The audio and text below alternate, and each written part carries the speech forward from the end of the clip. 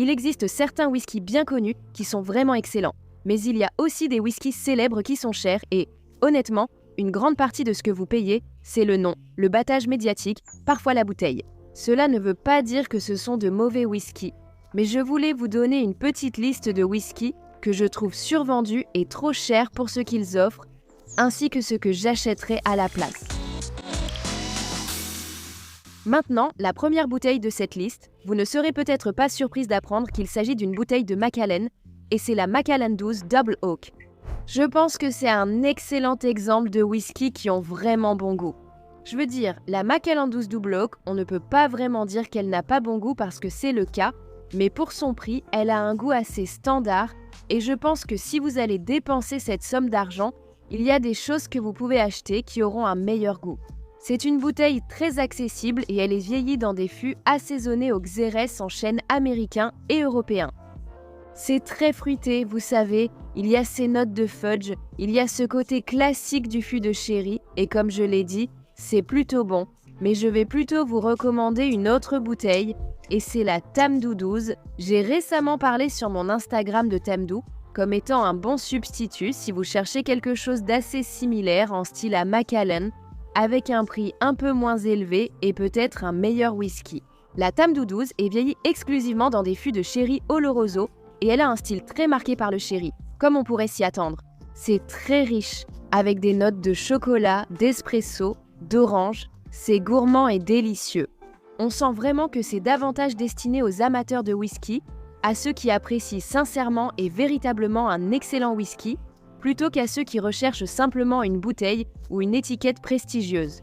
Vous voyez où je veux en venir. Je sais que beaucoup d'entre vous sont d'accord pour dire que Tamdhu est un très bon substitut quand vous avez envie de quelque chose qui ressemble à du Macallan. Dites-moi si vous êtes d'accord avec ça aussi. Je serais curieuse de lire vos avis dans les commentaires. La deuxième bouteille dont je vais parler est aussi une bouteille de Macallan. Ne vous inquiétez pas, c'est la dernière de cette vidéo, mais il s'agit de la Macallan Sherry Oak d'18 ans d'âge. Encore une fois, je vais faire une petite mise en garde et vous allez peut-être remarquer que c'est un thème récurrent dans cette vidéo. Ce n'est pas un mauvais whisky. Loin de là. Macallan 18. Je veux dire, si vous l'essayez ou si vous l'avez déjà essayé, vous savez qu'il a un goût exquis, riche, avec des notes de gingembre, de chocolat et très gourmand. C'est du Macallan dans le plus pur style classique et il a absolument le prestige qui va avec. Mais évidemment, quand vous payez pour n'importe quel produit Macallan, vous ne payez pas seulement pour la qualité du liquide. Vous payez toujours aussi pour la marque. Et c'est là que réside le problème pour moi. Et je sais que c'est aussi le cas pour beaucoup d'entre vous. Vous savez, vous payez pour la réputation, la valeur de collection et le prestige de la marque. Et ce sont toutes de belles choses. Et ne vous méprenez pas, je ne fais pas partie de ces amateurs de whisky qui critiqueraient des gens qui collectionnent le whisky. Et je suis moi-même quelqu'un qui collectionne le whisky. Et il m'arrive parfois d'acheter ces marques. Il m'arrive parfois d'acheter des choses sans le meilleur rapport qualité-prix. Mais je pense que si vous allez dépenser de l'argent pour un Macallan 18, il y a assurément de meilleurs whisky que vous pouvez acheter pour ce prix-là. La bouteille que je vais vous recommander à la place est la GlenDronach 18 Allardyce. C'est vraiment une bouteille incroyable. Elle reste quand même chère, ne vous méprenez pas. C'est clairement un whisky d'exception, et pour moi ce n'est pas quelque chose que je bois tous les jours. Mais si je cherchais un whisky riche, vieilli en fût de sherry et un peu plus âgé, celui-ci serait vraiment une excellente option. Embouteillé à 46%, il est élaboré surtout à partir de fûts de sherry oloroso. Il s'inscrit beaucoup plus fermement dans ce style riche, à l'ancienne, vieilli en feu de sherry. Et j'adore absolument cette bouteille. D'accord, le prochain est probablement un exemple classique de whisky qui est cher, et même plus cher qu'il ne devrait l'être. Et voici le Johnnie Walker Blue Label. Cette bouteille fait beaucoup parler d'elle. Et je pense que quand les gens dépensent de l'argent pour ça, je ne sais pas, ça me fait un peu mal parce que je sais que vous pouvez acheter des bouteilles bien meilleures pour le même prix que vous allez mettre dans celle-ci. Et ça a plutôt bon goût. Mais si vous n'achetez qu'une seule bouteille à ce prix-là, oh, ne choisissez pas celle-là. Vous savez, Blue Label joue vraiment sur cette ambiance de whisky rare. Vous savez, ils ont ça, il y a cette belle finale longue et fumée, et ça essaie vraiment de s'inscrire dans cette catégorie de luxe. Je suppose que c'est un joli cadeau pour quelqu'un. Je ne veux critiquer personne, peut-être adorez-vous ce whisky, tant mieux pour vous. Je pense que si vous voulez rester chez Johnnie Walker, l'édition 18 ans est en fait un bien meilleur choix à mon avis. Je pense vraiment que le 18 ans d'âge est bien mieux équilibré que la bouteille Blue Label. Je trouve que c'est une expérience de dégustation beaucoup plus agréable pour moi et c'est en fait un peu plus intéressant à mon goût. Il y a vraiment des notes de caramel et de toffee. Il y a des notes d'agrumes avec une légère trame saline. Il y a aussi une légère touche de fumée, surtout vers la finale. On reste clairement dans cet univers de blend écossais, raffiné et élégant. C'est juste que vous ne payez pas aussi cher. Un autre excellent blend de luxe, en fait, c'est le Royal Salute 21. Si vous voulez essayer un blend de luxe qui ne vient pas de Johnnie Walker, le Royal Salute 21 est un whisky vraiment remarquable. Évidemment, il affiche une belle mention d'âge. Encore une fois, ce n'est que mon avis, mais il est beaucoup mieux équilibré, avec une très belle texture, et il est bien plus agréable et luxueux à déguster selon moi. Alors, le prochain, ne me détestez pas pour ça, c'est le Blanton's Original Single Barrel. Et vous savez, Blanton's est tellement emblématique. Blanton's a été le premier bourbon single barrel disponible dans le commerce. Il a été lancé en 1984 par Alma-T Ali en l'honneur du colonel Blanton. C'est une bouteille qui a une véritable histoire derrière elle. Elle n'est pas entourée de battage médiatique sans raison.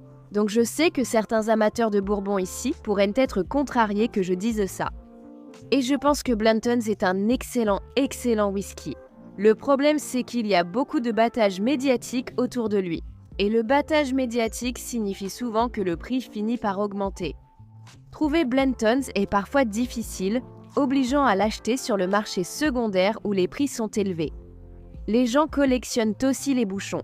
Si vous ne le saviez pas, toutes les bouteilles de Blanton's ont une figurine de cheval sur le dessus et chacune porte une lettre qui compose le mot Blanton's. Donc les gens les collectionnent pour essayer d'obtenir toute la gamme des bouchons. Je pense que parfois, la conversation autour de Blanton's ne porte plus vraiment sur la qualité du bourbon et tombe un peu trop dans le domaine du battage médiatique. Donc, si tu veux un bourbon plus audacieux et satisfaisant, j'ai 2 suggestions pour toi. La première, c'est le Russell's Reserve Single Barrel. Il est embouteillé à 55% d'alcool, il n'est pas filtré à froid. Évidemment, c'est aussi un single barrel. Je trouve simplement qu'il a beaucoup de saveur. Et le deuxième, c'est le Four Roses Single Barrel, que je considère aussi comme une bouteille de whisky absolument excellente. Il titre 50% d'alcool et il est vieilli entre 7 et 9 ans. Il a une grande complexité et une belle progression en bouche. Et c'est une bouteille que j'ai découverte assez tôt dans mon parcours autour du whisky. Et c'est une bouteille qui est restée sur mon étagère depuis, parce que je pense vraiment que c'est une très bonne bouteille. Je l'apprécie énormément. Maintenant, celle-ci me rend un peu triste parce que, si on mettait le prix de côté, encore une fois, c'est une excellente bouteille de whisky et j'aime vraiment ce que la marque a fait en termes de style de maturation. C'est le Dalmore King Alexander. Si vous ne le saviez pas, c'est une bouteille de whisky qui est vieillie dans 6 fûts différents, ce qui est vraiment unique. Et il a vraiment un goût incroyable, c'est quelque chose de très différent, mais il est évidemment cher. Il est embouteillé à 40% d'alcool et évidemment, comme beaucoup de Dalmore, il met beaucoup l'accent sur le prestige et la présentation. Et vous savez, il y a d'autres discussions à propos de Dalmore et de la coloration, etc. Et malheureusement, il est tout simplement trop cher. Vous savez, Dalmore est très doué pour produire un style de whisky luxueux, raffiné et qui plaît à tout le monde. Mais quand vous payez autant pour la marque et le prestige, vous savez que vous ne payez pas pour le liquide. Donc, c'est un peu dommage. La bouteille que je vais vous recommander à la place est la Bunnahabhain 18. Elle est embouteillée à 46,3%. Donc déjà, vous voyez, c'est un cran au-dessus des 40% de Dalmore. Elle a une magnifique note épicée. Elle a aussi une superbe sensation de sherry. Elle a cette sorte de salinité qui donne une impression luxueuse, mais aussi cette douceur. C'est ce contraste sucré-salé qui lui donne ce petit plus, ce petit quelque chose en plus, et c'est vraiment un whisky agréable à boire. Il a quelque chose de spécial. C'est toujours encore une fois une bouteille chère, mais rien à voir avec le prix du King Alexander. Voilà donc. Voilà 5 whiskies bien connus.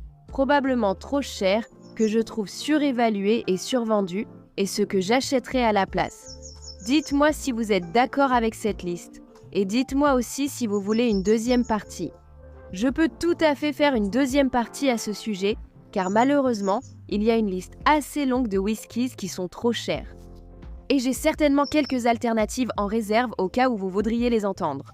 J'espère que le principal message à retenir de cette vidéo, c'est que le whisky connu et cher n'est pas automatiquement synonyme de meilleur whisky. Je pense que beaucoup d'entre vous sont déjà d'accord avec ça, pour être honnête, mais j'espère que c'est ce que vous retiendrez de tout ça. Si vous ne le saviez pas, j'ai lancé une page Patreon dont je laisserai le lien dans la description de cette vidéo. J'y publie du contenu exclusif. Il y a du contenu là-bas, il y a aussi un groupe de discussion réservé à un petit groupe d'entre vous. Si vous souhaitez rejoindre, vous savez où se trouve le lien. En tout cas, je vous souhaite une bonne fin de journée. On se retrouve dans la prochaine vidéo. Abonnez-vous pour en voir plus.